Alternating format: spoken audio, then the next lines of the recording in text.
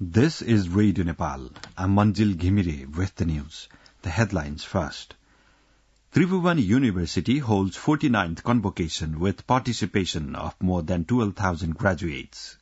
Parliamentary hearing of 6 proposed justices of Supreme Court concludes, and earthquake kills more than 100 people in northwest China. Now, the news in detail. The 49th convocation ceremony of Tribhuvan University, TU, was held yesterday at Dasarath Stadium. A total of 12,415 graduates from various disciplines took part in the event held in presence of President Ramchandra Paudel and Prime Minister Pushpakamal Dahal Prachanda.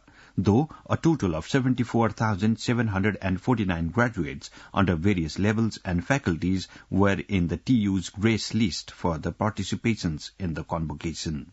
Of the total graduates, 8,098 are towards the bachelor's degree, 4,104 towards master's degree, 44 towards MPhil, and 112 under the PhD applied for the convocation.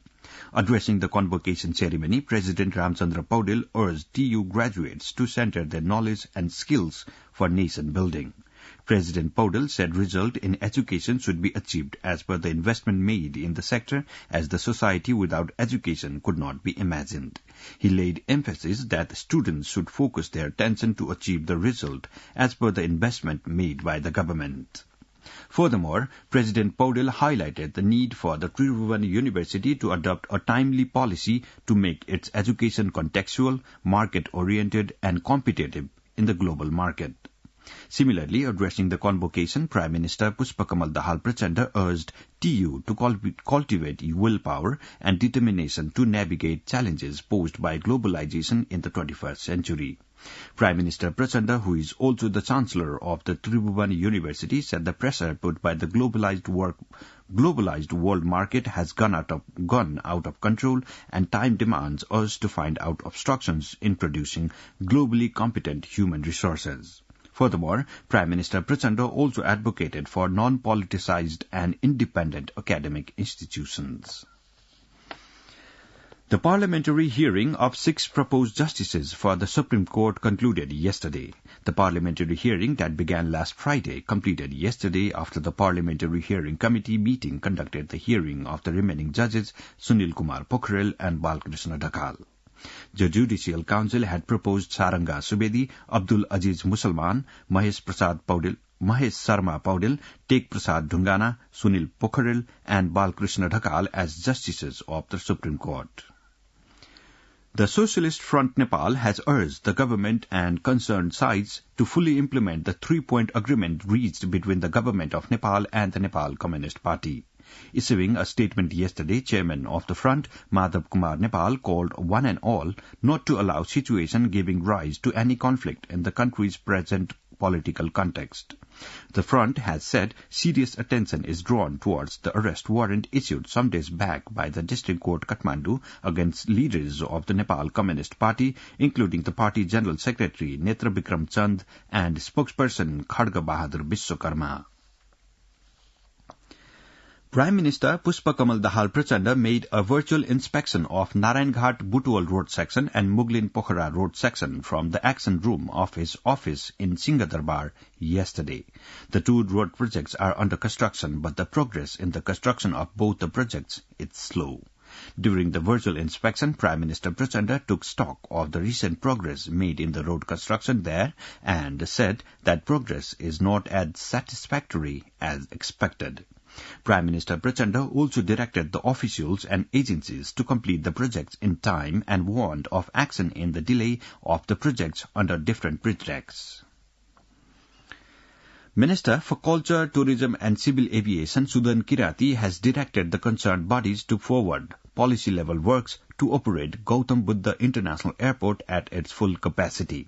During a discussion with concerned agencies at Singh Durbar yesterday, Minister Kirati directed them to run the international airport at a full-fledged level, making fundamental improvements. Likewise, Chief Minister of Lumbini Province, Dilli Bahadur Chaudhary, stressed the need to operate the airport as per the spirit of federalism. A total of 4,282 people affected by the November 3rd earthquake in Artbiskot municipality of Rukum West have received the first installment of the government assistance meant for building temporary shelters. According to the acting chief administrative officer of Artbiskot municipality, Manira Shah, each victim has been deposited with 25,000 rupees in their bank accounts. Over 9,000 people in the municipality have been identified eligible for receiving the earthquake assistance. The local government was provided with 175 million rupees from the District Disaster Management Fund to assist the disaster affected to manage the temporary shelter. A team of the Commission for Investigation of Abuse of Authority CIAA in Hetauda has arrested chairperson of Jitpur Simara Sub-Metropolitan City, Ward No. 3. Police said chairperson Tara Karki was arrested on Monday with $500,000 rupees bribe money from a Jitpur-based Jaisawal hotel. Chief of Area Police Office Simara, Pradeep Chetri, shared that Karki had taken the bribe amount from a local Rajan Upureti for road construction. This news comes to you from Radio Nepal. Now on to some international updates. The Hamas-run Health Ministry has said at least 110 people have been killed in Israeli airstrikes in northern Gaza's Jabalia area as fighting continues across the Palestinian territory. The Israeli military said it had been conducting operations against Hamas terrorist infrastructure in Jabalia. It came as the U.S. Defense Secretary arrived in Tel Aviv for talks with Israeli leaders that were expected to focus on how to lower the intensity of the fighting to protect civilians.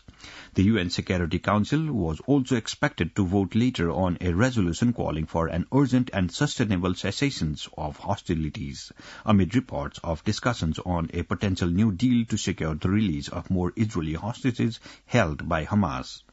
Gaza has been devastated by 10 weeks of war triggered by an unprecedented attack by Hamas gunmen on southern Israel on 7th of October, in which at least 1,200 people, mostly civilians, were killed and about 240 taken hostage. Since then, according to Hamas-run Health Ministry, more than 19,400 people have been killed in Gaza, about 70% of them women and children.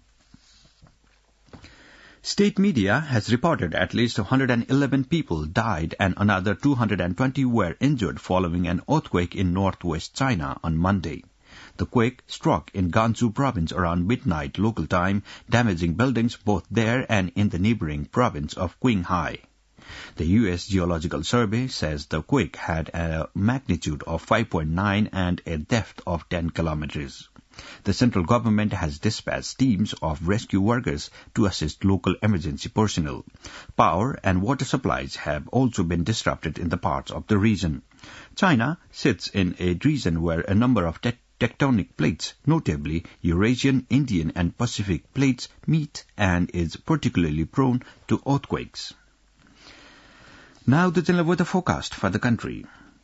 With the partial influence of westerly winds across the country, Meteorological Forecasting Division has forecast the weather to be partly cloudy to mainly fair in the Kosi, Madhya, Bagmati, Gandaki and Lumbini province and mainly fair in the rest of the country today. According to the latest information provided by the division, the minimum temperature of Kathmandu Valley is recorded as 7.2 degrees Celsius and the maximum temperature as 18 degrees Celsius. With this, we have almost come to the end of this news bulletin from Radio Nepal for this hour. But before wrapping it up, let's have a reminder of the headlines once more. Tribhuvan University holds 49th convocation with participation of more than 12,000 graduates. Parliamentary hearing of 6 proposed justices of Supreme Court concludes, and earthquake kills more than 100 people in northwest China. This is all we have for this bulletin. Our next bulletin in English will be at 2 in the afternoon. You can listen to us online on our website www.onlineradionepal.gov.np and our mobile app. For more news and information, keep listening to Radio Nepal. Have a good day.